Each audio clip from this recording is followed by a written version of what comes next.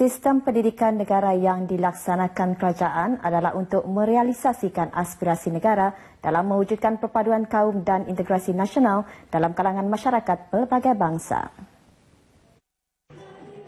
Yang di-Pertua Negeri Tun Pen Sri Abdul Taib Mahmud berkata, sebagai tunjang perpaduan, pendidikan berperanan penting dalam pendidikan dan pembentukan negara.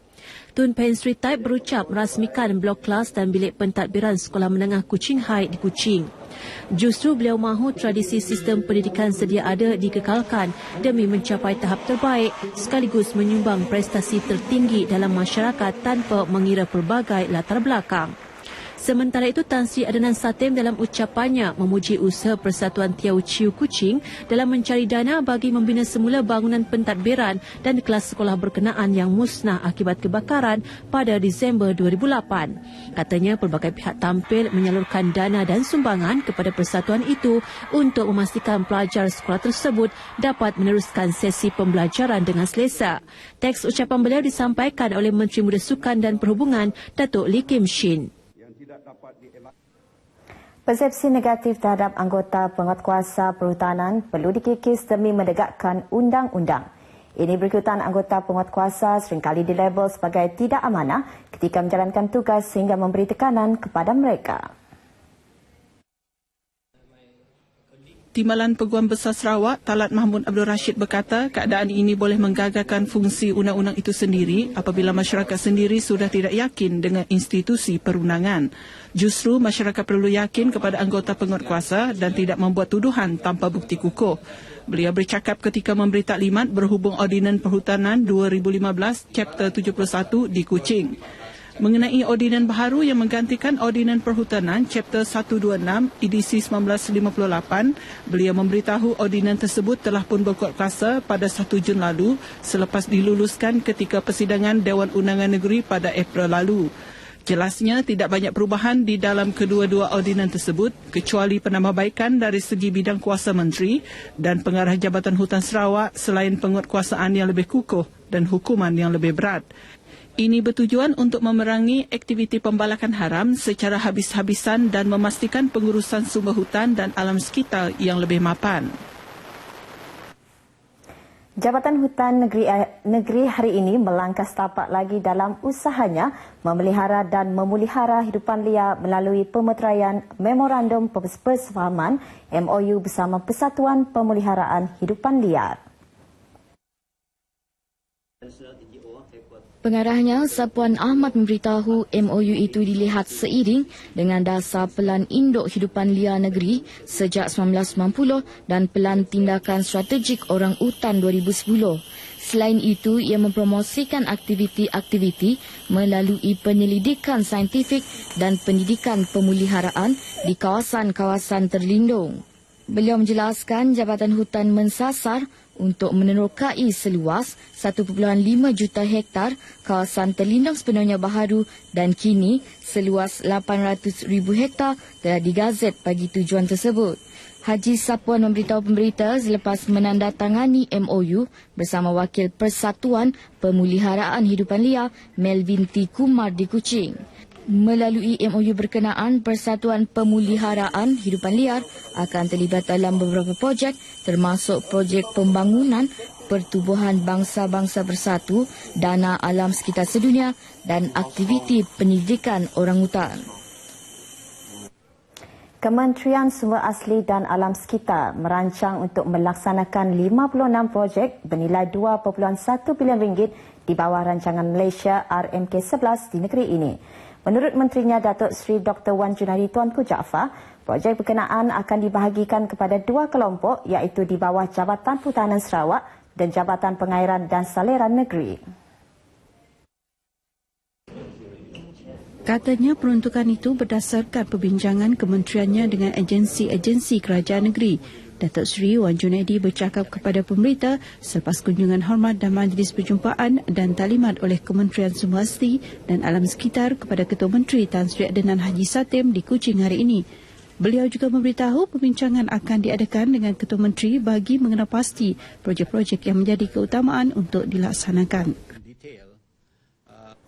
Penganjuran Sukan Wilayah Timur oleh Institut Latihan Jabatan Tenaga Manusia ILJTM bukan sahaja melahirkan sumber tenaga kerja yang berkemahiran tinggi, malah cergas dari segi fizikal dan mental.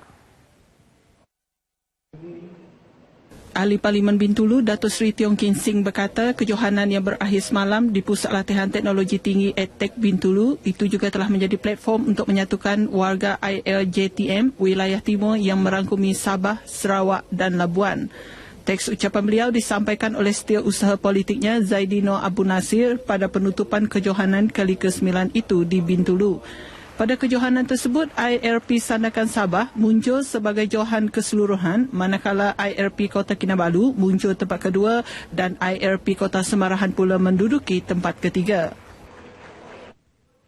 Dengan adanya perkembangan pesat teknologi maklumat ketika ini, pemerolehan sumber maklumat atau maklumat terutama berkaitan sejarah penjajahan kuasa asing di negeri ini dapat dibuat dengan pantas dan mudah. Bagaimanapun fungsi institusi tertentu seperti muzium kekal signifikan sebagai tempat rujukan yang boleh memberi lebih gambaran dan pemahaman sebenar mengenai sejarah negeri Sarawak.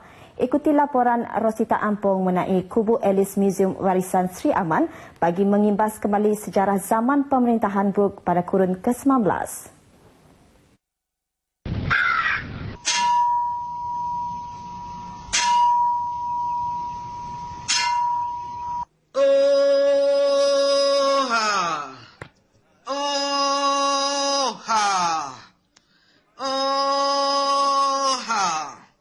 Jam jatuh pukul 8. Tangga udah ditarik. Pintu udah ditambit. Orang ari ulu, orang ari ire, nare tahu nike kubu age. Kembali bersinarnya Kubu Elis hari ini mengimbas ingatan dan cerita nenek moyang akan laungan itu yang menjadi tradisi selama 100 tahun bermula semasa pentadbiran Rajah Brooke. Laungan tersebut atau teriakan malam oleh seorang anggota polis menjadi satu medium komunikasi atau pemberitahuan kepada penduduk sekitar bahawa sebarang urusan di Kubu Elis tamat pada setiap pukul 8 malam. Masuk saja ke Kubu Elis ini, kita sekurang-kurangnya dapat mengetahui malah memahami akan fungsi serta peranan Kubu Elis suatu ketika dulu semasa pemerintahan Brooke sebagai pusat pentadbiran bagi kuasaan Sri Aman atau dahulunya dikenali sebagai Semanggang. Misalnya tempat ini dijadikan sebagai ruangan untuk mengendalikan kes-kes perbicaraan. Terletak di atas bukit dekat Bandar Sri Aman dengan berlatar belakangkan Sungai Batang Lupar, tentu sekali Kubu Elis suatu masa dahulu sebuah kubu pertahanan yang amat strategik.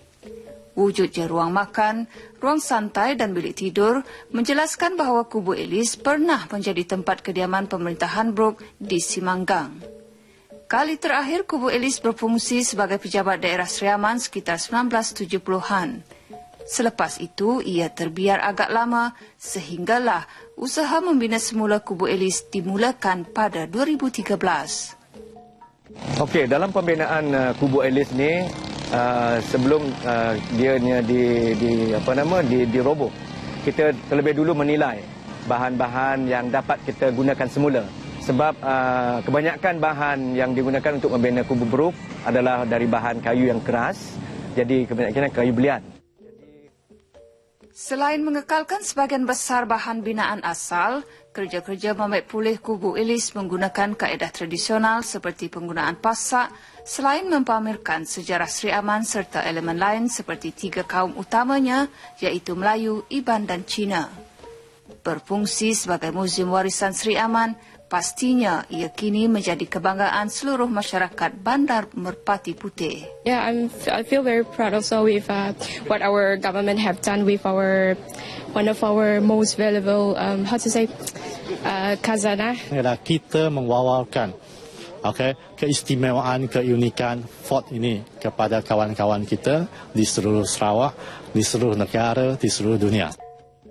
Diharapkan selepas ini akan ada lebih banyak pengisian di Kubu Elis, menjadikannya sebuah institusi penting dalam menyumbang pada pembangunan sosial yang mapan untuk masyarakat, khasnya di Sri Aman. Rosita Ampong untuk Berita RTM. Setakat ini dahulu semangat berita dari Sarawak untuk lintas langsung Nasional 5 petang ini.